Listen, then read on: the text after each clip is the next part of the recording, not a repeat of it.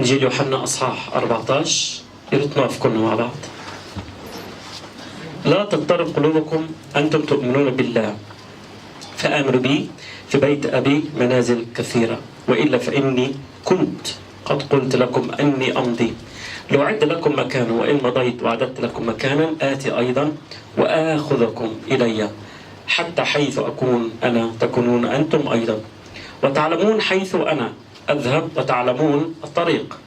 قال له توما: يا سيد، لسنا نعلم أين تذهب، فكيف نقدر أن نعرف الطريق؟ قال له يسوع: أنا هو الطريق والحق والحياة، ليس أحد يأتي إلى الآب إلا بي.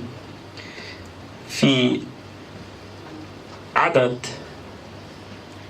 11: صدقوني إني أنا في الآب والآب فيا، وإلا فصدقوني لسبب الأعمال نفسها. الحق الحق أقول لكم، من يؤمن بي فالأعمال التي أنا أعملها يعملها هو أيضا، ويعمل أعظم منها، لأني ماضي إلى أبي. ومهما سألتم باسمي فذلك أفعله، ليتمجد الآب بالابن، وإن سألتم شيئا باسمي فإني أفعله. في عدد 18: لا أترككم يتامى، إني آتي إليكم، بعد قليل لا يراني العالم أيضا، وأما أنتم فتروني إني أنا. في عدد 15: إن كنتم تحبونني فاحفظوا وصاياي، وأنا أطلب من الآب فيعطيكم معزي آخر ليمكث معكم إلى الأبد. عدد 27: سلاما أترك لكم، سلامي أعطيكم، ليس كما يعطي العالم أعطيكم أنا. وبعدين بيقول: لا تضطرب قلوبكم ولا ترهب. تفضلوا استريحوا. يا أبانا السماوي، نشكرك لأجل هذه الكلمات التي أنت بتديها لنا، أنت اللي تباركها وتجعلها كمطرقة تحطم يا رب كل يا رب كبرياء يا رب فينا. تعالى وانزع يا رب أي روتين يا رب في حياتنا. كلمنا بكلمة يا رب الحياة، فنتشجع يا رب حضورك، ونتشجع يا رب كلماتك يا رب لينا، في اسم المحبوب يسوع. رب أشكرك لأنك سمعت واستجبت، لاسمك كل المجد. آمين.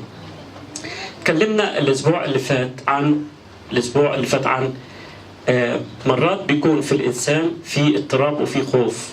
لذلك في إنجيل يوحنا الأصحاح 14 ابتداء من الأعداد الأولى تكلمنا عن 3 شغلات. الشغلة الأولى تكلمنا عن الإيمان، لما بيقول لك: لا تضطرب قلوبكم أنتم تؤمنون بالله فتعملوا إيه؟ فآمنوا بي. المشكلة في الإنسان الروحي أو الإنسان المؤمن، إحنا أمنا بالرب يسوع المسيح، لكن بيجي مرات بيجي لنا اضطراب وخوف في حياتنا، بيجي لنا اضطراب وخوف. لكن أنت خلاص أنت أخذت الرب. طول ما أنت أخذت الرب، ليش الخوف؟ اوعى تقولوا إن أنا ما بخافش. لا، إحنا مرات إن إحنا بيجي لنا وقت إن إحنا بنخاف. مش شرط الخوف الاضطرابات اللي إحنا بنشوفها، لا، في خوف كمان بيجي في حياتنا من خلال التفكير اللي أنا بفكر فيه. في الوقت ده كان وقت صعب جدا على التلاميذ، ورب حب يشجع التلاميذ في ذلك الوقت، علشان هيك قال لهم: لا تضطرب قلوبكم. ومفيش كلمة بتتحكي أو مفيش كلمة إلا الرب بيعملها بوحي الروح القدس من خلال هذه الكلمات إلا الرب بيشجعني فيها، ويشجعنا إحنا كمان كمؤمنين وكشعب الرب، حتى لا نخاف من أي شيء. ليه؟ لأنه أنت معاك الأقوى، معاك شخص الرب يسوع المسيح. فلماذا أنت تخاف؟ ليش أنت بتضطرب؟ ليش أنت دايما في وقت من الأوقات عمال تفكر في شغلة، وكل ما بتفكر فيها بتخاف منها؟ هون في الوقت ده كان الرب يسوع المسيح كان خلاص أعلن إنه هيموت وهيقوم، لكن التلاميذ يعني مش قادرين يقبلوا الفكرة دي، مش قادرين يقبلوها ولا عايزين كمان يقبلوها. وعلشان هيك هو عارف قلب كل واحد فينا، عارف قلب التلاميذ وعارف شخصيتهم وعارف أفكارهم. لذلك يتكلم في هذا الأمر على إنه الاضطراب ما تضطربش، ولا يعني خلاص نفي، يعني إن إحنا المفروض إن إحنا ما نخاف. طول ما الرب معاك لماذا أخاف؟ طول ما الرب هو في السفينة لماذا أخاف؟ اتكلمنا عن الإيمان، واتكلمنا عن المنزل، واتكلمنا عن يسوع هو الطريق. النهارده هنتكلم عن الصلاة اللي هو الرب اللي بيسمعها. كم من مرة أنت صليت ورب سمع لصلاتك؟ كم من مرة؟ أشوف أيدي هيك، أشوف أيدي بالإيمان. خلينا أمين. والرب هيعمل أكتر وأكتر طول ما أنت بتصلي وأنت في مشيئة الرب. في الصلاة الرب اللي بيسمعها علي إن أنا أآمن بالصلاة اللي أنا بصليها إن الرب سمع واستجاب. عشان هيك في عدد 13 بيقول لهم ومهما، خدوا بالكم، مهما سألتم ايش اللي انتوا بتطلبوا؟ شو اللي انت بتطلبه انت؟ مهما سألت الرب هيعطيك ولا مش هيعطيك؟ وبعدين قال ايش؟ باسمي. فذلك ايه؟ اكيد مكتوب عندكم هيك ولا مكتوبه هون؟ مكتوبه هون. ها؟ فذلك افعله، مهما طلبتم باسمي فذلك افعله. يعني انت ايش اللي انت بتطلبه؟ في الجبل مش الجبل، الحته اللي هم عاملين يحفروا فيها من عند المهاجرين، الحته دي قديش كم من وقت وهم بيحفروا في الحته دي، ونزلوا جبال وردموا جبال وعملوا حفره كبيره عمقوا وحطوا ردموا وحفروا يعني في قديش صار الوقت دلوقتي؟ ايام الشتاء صار لهم قديش؟ كم يعني؟ يمكن شهور طويله. لكن عايز اوضح شغله. ايام الجبل المقطم، جبل المقطم، حد بيعرف قصه جبل المقطم؟ كان في ساعتها كان في تحدي بين اللي هم ضد الكتاب المقدس وايه؟ وبين مين؟ وبين الناس التانيين. اللي كان ضد الكتاب المقدس فشاف الآية من لكم إيمان مثل حبة الخردل. عارفين حاجة حبة الخردل؟ مرة مبشرة جبتيها الحبة الخردل صح؟ على كتابك. أشوفها هيك؟ أنا عمري ما شفتها. لو لكم إيمان مثل حبة الخردل لا تقولون للجبل يعمل إيه؟ ينتقل فينتقل. إذا أتيه بعطيني إياها مبشر. فإيش اللي صار؟ فقالوا خد هاي الكتاب ده كلامهم تحريف، يعني فين اللي هو ينقل الجبل. لكن كان في تحدي. فالخوارنا قعدوا يقولوا طب هنعمل ايش؟ طيب ده في الامر ده فعلا ده كتاب، طب هنعمل ايه؟ فقالوا ايه؟ ده في واحد تقي ومصلي اسمه مين؟ سمعان. دوا اللي فعلا اللي هينقل الجبل. ايه اللي خلاهم ان هم يقولوا على سمعان هذا الشيء؟ لانه رجل صلاة مصلي. فراحوا فعلا له لغايه لما لقوه قالوا ده في عندنا في 1 2 3. قال لهم طب خلينا نصوم لمده كم يوم؟ لمده 3 ايام. صاموا وصلوا لغايه لما ايه؟ لما جه اليوم الثالث وراحوا علشان ينقل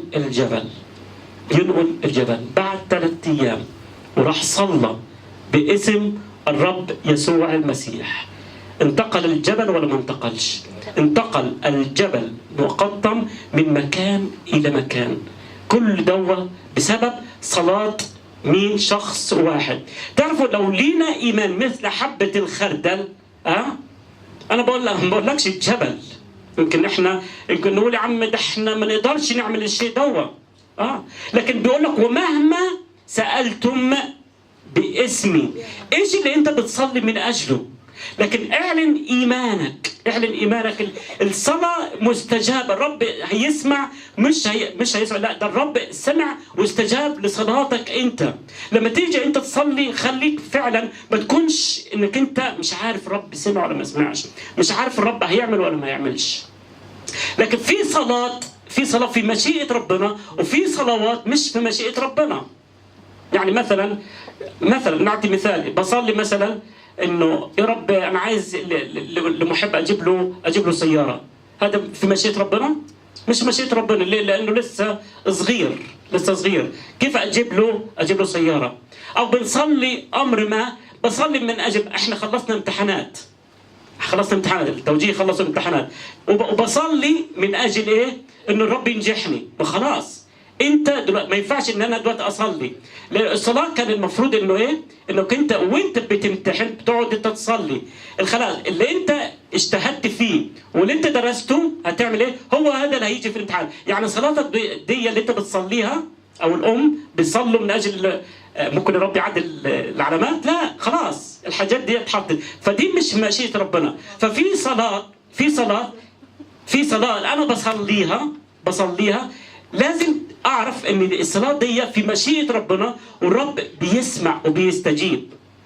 مثلا زي ايش؟ مثلا في حياتنا احنا الشخصيه محتاجين احنا نصلي من اجل بيتنا، محتاجين احنا نصلي من اجل اولادنا يتغيروا. قديش انا بصلي من اجل محب، كثير بصلي من اجله ان الرب يتعامل معه بطريقه غير عاديه، عايش سن المراهقه بطريقه، هو ولا مش هون عايش سن المراهقه بطريقه يعني فظيعه هذا الولد، اوكي؟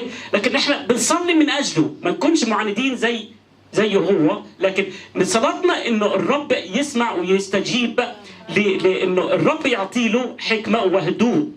هذه هي الصلاه المستجابه. بتصلي من اجل امر ما، ان انا بعمل شيء دوا والرب خلاص سمع واستجاب. عشان هيك بيقول لهم هون اوعوا تخافوا من اي شيء. بقول لهم هنا الصلاة بيقول ومهما سألتم باسمي. انتم في ضيق وفي مذلة في حياتكم، لكن مهما سألتم باسمي فذلك أفعله. يعني ما تخافوش من الرومان، ولا تخافوا من الاضطهاد، ولا تخافوا من الأمور اللي هتحدث ليكم.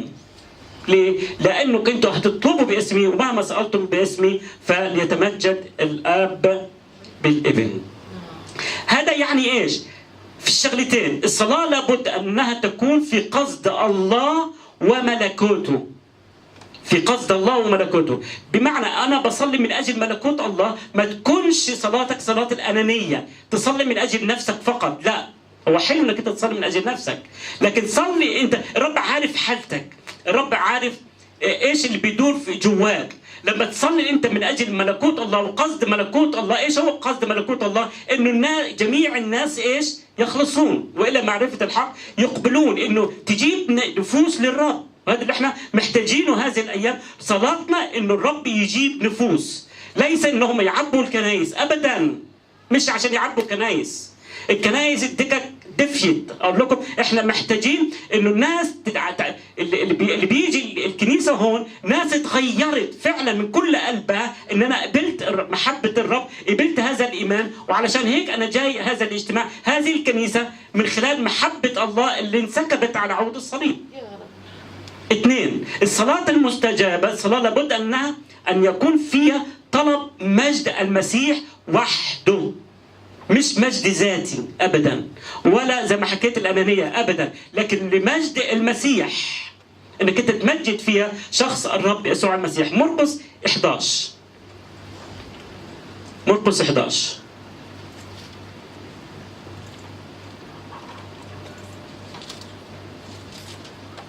في عدد 24: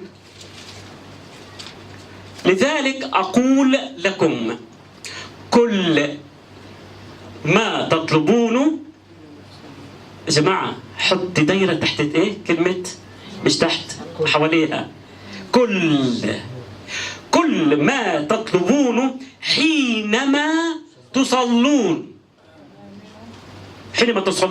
فآمنوا أن تنالوه فيكون لكم. مرة ثانية، لذلك أقول لكم كل ما تطلبونه. كل حط دايرة عليها ايش اللي انت بتطلبه، لكن نكمل ما نسيبش اللي بعديها. بيقول ايه؟ حينما تصلون، يعني كل اللي انت بتطلبه وانت بتصلي، فاعمل ايش؟ فآمن انك انت نلته. انك انت نلته. طب لسه ان هو الشغله لسه ما خدتهاش، لا انت خلاص نلته انت بالايمان. نعم. انت اخذت الشيء دوا بالايمان. لما تصلي من اجل امر ما قول له رب أنا فعلا أنا بشكرك لأن أنا مآمن فيك أنت، وأنا أخذت هذا الشيء بالإيمان برغم إنه هو لسه مش موجود. هي شغلة ما بتيجي هيك وخلاص يا جماعة.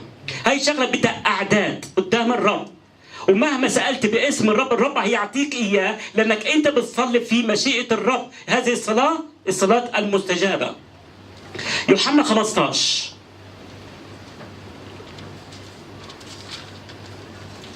بيحكي في عدد 16: ليس أنتم اخترتموني بل أنا اخترتكم وأقمتكم لتذهبوا وتأتوا بثمر ويدوم ثمركم لكي يعطيكم الآب كل ما طلبتم بمين؟ باسمي. إيه باسم مين يعني؟ باسم مين؟ يعني ما ينفعش إنك أنت تطلب باسم الله الآب. خدوا بالكم ما بينفع. هتطلب من مين؟ طب انت كده فرقت بين الله الآب والله الابن. لا، انا بقول لك انه الثلاثه واحد في جوهر. لكن عايز اقول لك شيء رائع جدا. مين اللي فداك؟ مين اللي قدم نفسه؟ الانسان يسوع المسيح. فمهما طلبتم باسمي، باسم يسوع، فيعطيك الرب حسب ما انت بتطلب منه. لكن اهم شيء اطلب باسم يسوع المسيح. بمعنى في شيء ثاني، لو انا مثلا غلطت غلطه كبيره، والغلطة دي لابد من العقاب، فمين يجي يعاقبني؟ الله الآب بده يعاقبني. لكن خدوا بالكم في واسطة بيني وبين الله الآب. مين هو؟ يسوع المسيح الابن. بيجي بيقول لا، عشان خاطر دمي اللي سال على عود الصليب سيبوا المرة هاي. وياما كتير نحن بنخطئ ويجي الرب يسوع ويقول عشان خاطر دمي، عشان خاطر ألامي. لا، ما مش عايزك انك انت تنزل العقاب. عشان هيك مهما سألت باسم يسوع الرب يعطيك إياه. دانيال أصحاح 9. هذا الأصحاح أصحاح يمكن لو قريته أنا سميته الصلاة الشهيرة اللي صلاها مين؟ صلاها دانيال.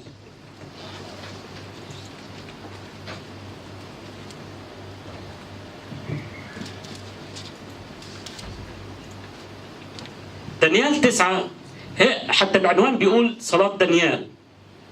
لما عشان 70 الأسبوع، فبيحكي بيقول في عدد 2 في السنة الأولى. بالأول كان بيصلي في السنة الأولى من ملك إن أنا دانيال فهمت من الكتب عدد السنين التي كانت عنها كلمة الرب إلى أرميا النبي لكمان 70 سنة. فكان موضوع كان صعب جدا بالنسبة لمين؟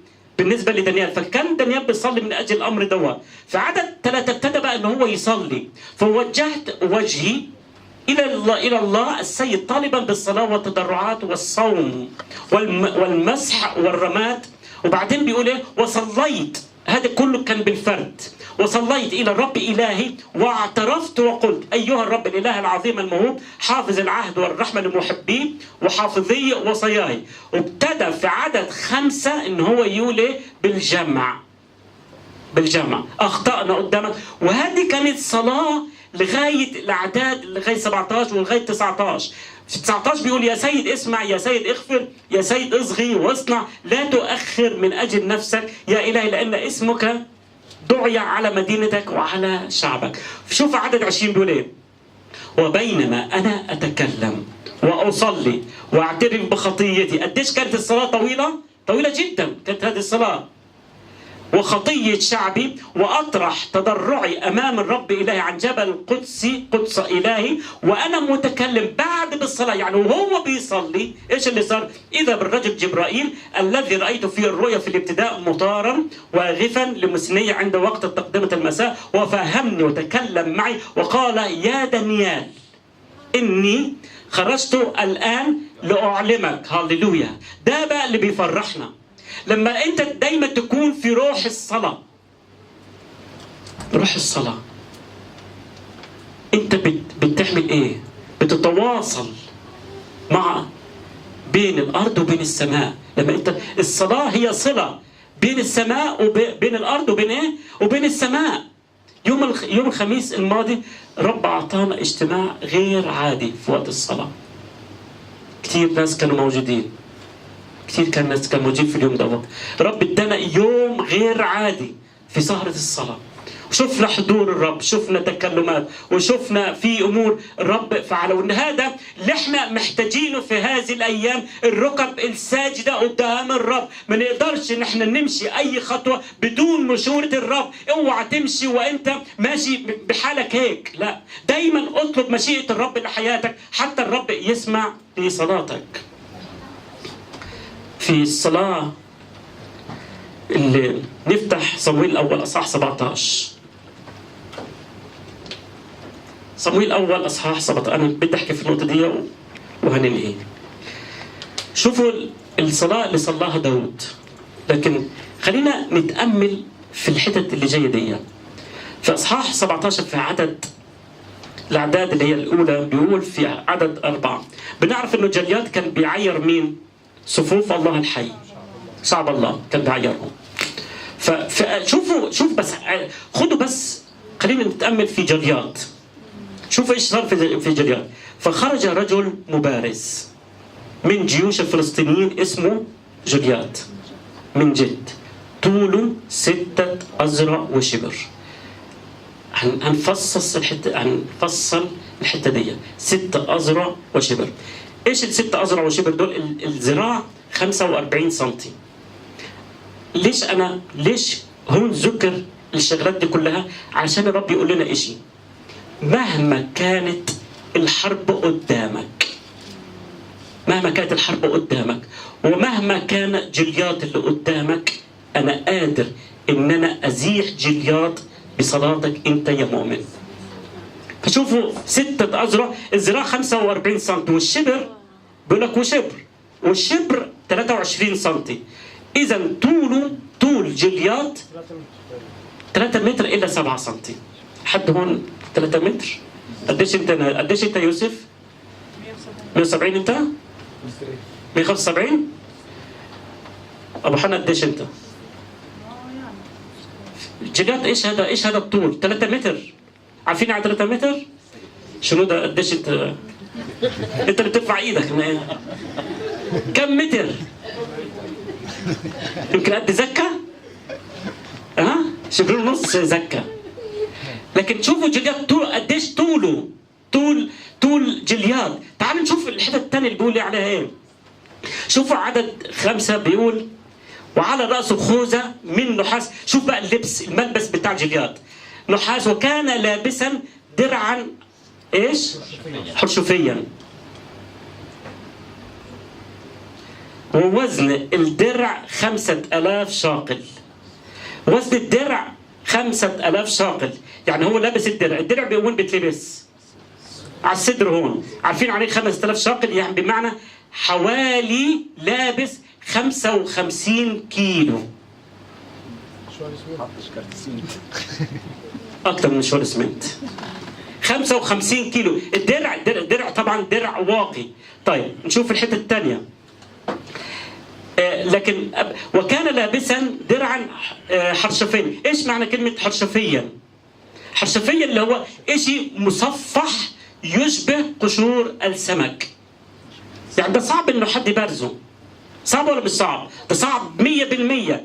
طيب في عدد 6 بيقول: وجرموقة. ايش الجرموقة هاي؟ الجرموقة دي عبارة عن صفائح من النحاس. هذه مهمة شغلتها يا جماعة، لازم نعرفها.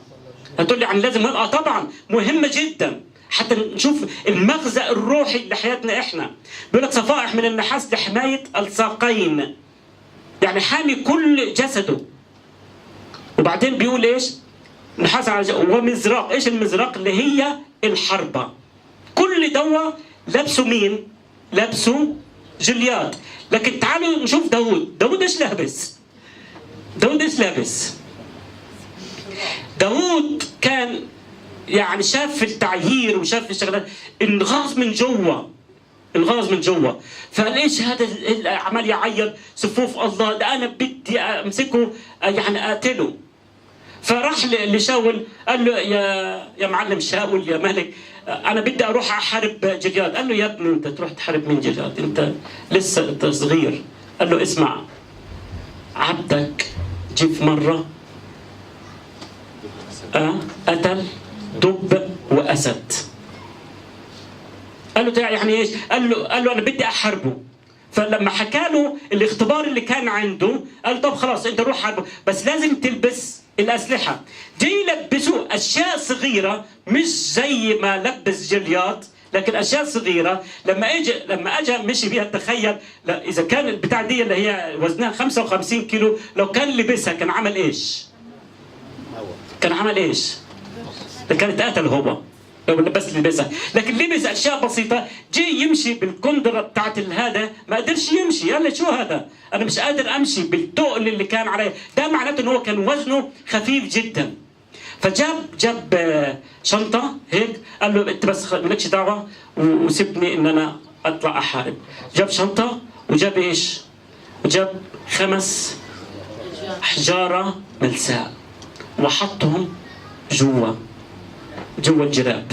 حطهم جوا الجراب وراح لجليات هناك. تعالوا نشوف ايش اللي صار في القصه دي. ايش اللي صار؟ بيقول في عدد 29 فقال 40 فقال وتحاولوا عنه 40 فتقلد داود في عدد 39 بسيفه فوق ثيابه وعزم أن يمشي لأنه لم يكن قد جرب. فقال داود لا أقدر أن أمشي بهذه لأني لم أجربها. ونزعها داود عنه وأخذ عصاه بيده، يبقى كان معاه عصاه، وانتخب له 5 حجارة ملس من الوادي. خدوا بالكم، يعني قال لك 5 حجارة ملس من الوادي. طب إيه عايز تقول لنا يا رب؟ عايز تقول لنا إيه من الوادي؟ داود كان مصلي. جابهم نزل تحت، واحنا محتاجين احنا ننزل تحت في الوادي. مرات الرب يقول لنا انزلوا الوادي، مرات الرب يقول لنا اصعد فوق. لكن اهم شيء نحن نسمع ونطيع لصوت ربنا. وانتخب له 5 ومقلاعه بيده وتقدم نحو الفلسطيني. وذهب الفلسطيني ذاهبا، مش الفلسطيني اللي احنا الايام دي، لا. وذهب الفلسطيني ذاهبا واقترب الى داود والرجل حامل الترس امامه. ولما نظر الفلسطيني اللي هو جليات وراى داود استحقره لانه كان غلاما واشقر جميل المنظر. فقال الفلسطيني لداود ألعلي انا كلب حتى انك تاتي الي بعصا؟ ولعن جليات داود بآلهته. وقال جليات لداود تعال الي فاعطي لحمك لطيور السماء. ده مين اللي بيحكي؟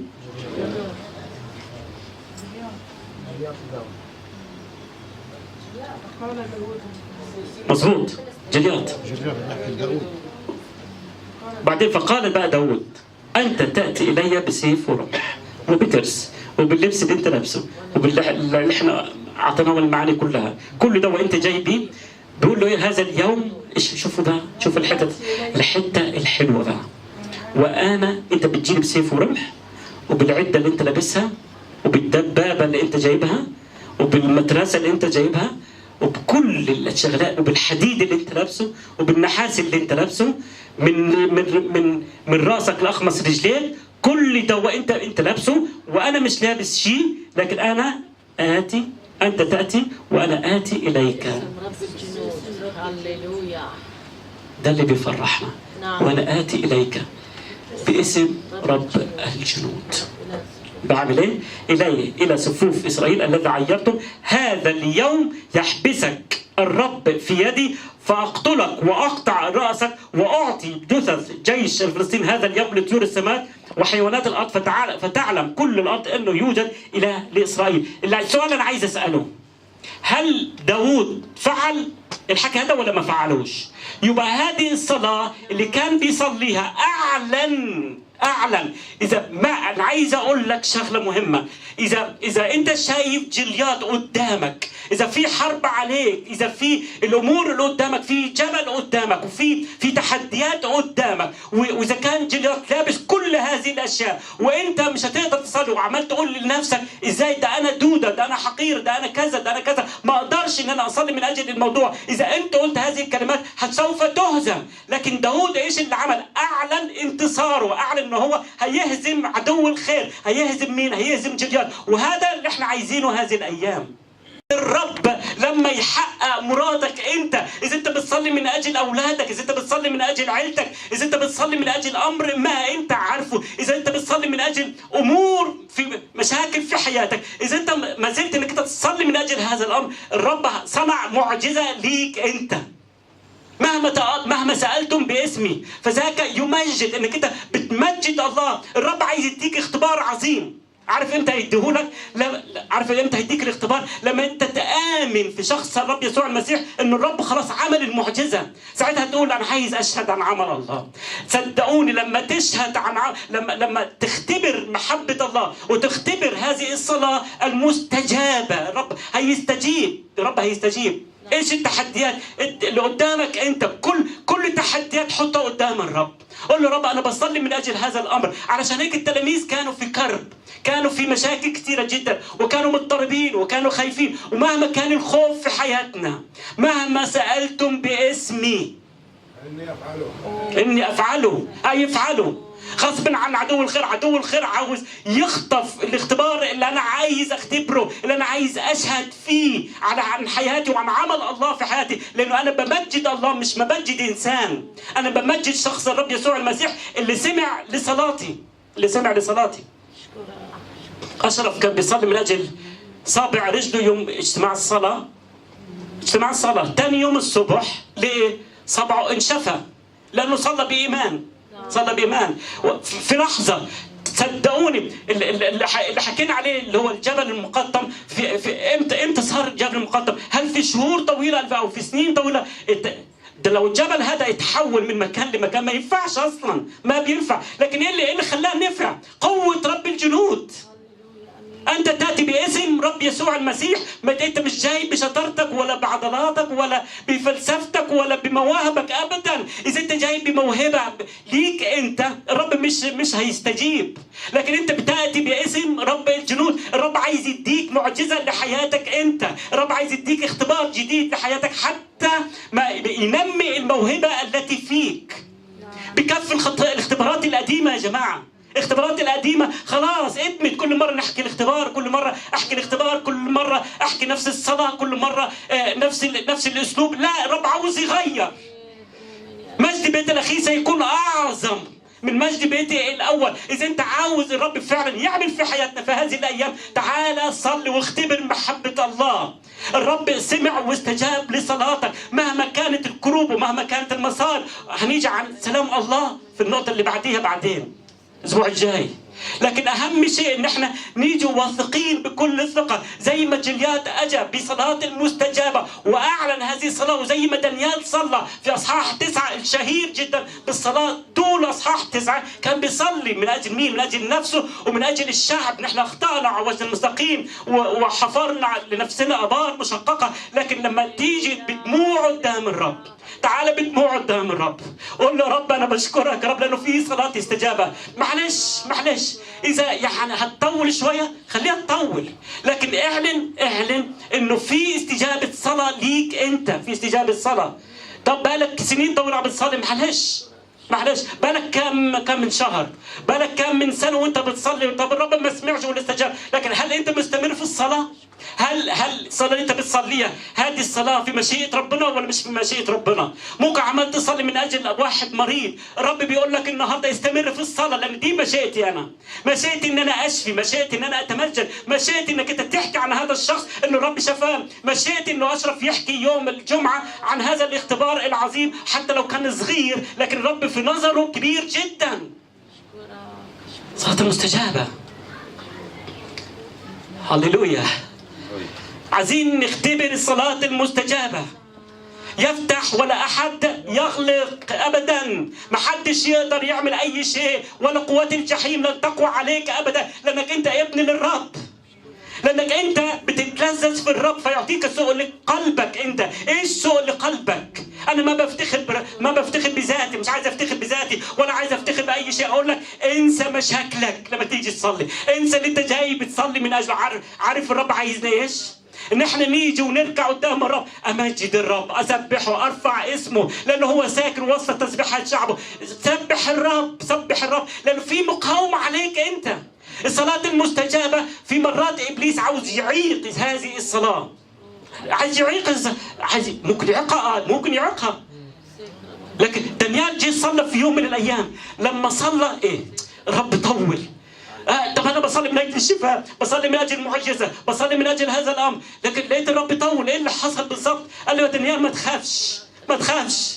الصلاة هي سمعت من بداية الأمر، منذ خرج هذا الأمر من فمك، ساعتها أنا سمعت واستجبت. لكن مين أعاق هذه الصلاة؟ عدو الخير عاق لمدة كم يوم؟ 21 يوم، أي 3 أسابيع. إذا في إعاقة في الصلاة صلي من أجل إيه؟ انتهي الروح الشرير اللي بيعيق هذه الصلاة. إذا في أنت واثق 100% أنك أنت بتصلي من أجل أمر ما، وفعلا في استجابة الصلاة وفي إعاقة في الصلاة، صلي من أجل هذا الأمر حتى الرب يتمجد في حياتك. الرب عايز يدينا اختبار جديد يا جماعة، الرب عايز يدينا حياة جديدة. عايزين ننتقل من مكان لمكان، عايزين ننتقل من الظلمة إلى النور، عايزين ننتقل من شيء رب اعطيني إياه إلى شيء أعظم، لأنه الرب عنده شغلات كثيرة جدا الرب عايز يديها لك. افتح ايديك، قول له رب أنا بدي، مش إن أنا بدي إن أنا أفتخر بنفسي أبدا يا رب، أبدا. أنا عايز أفتخر يا رب بيك أنت. رب عايز يديك نهضة لحياتك. النهضة عمرها ما تيجي طول ما أنا نايم، النهضة عمرها ما تيجي طول ما أنا قاعد في البيت. وتعالي يا نهضة، ما ينفعش. إيش هي النهضة؟ النهضة إنه أنا باخد اختبار جديد لحياتي. هاليلويا، هاليلويا، هاليلويا. أنا واثق في حضور الرب اليوم يا جماعة، واثق في حضور الرب. خلينا نحن رؤوسنا قدام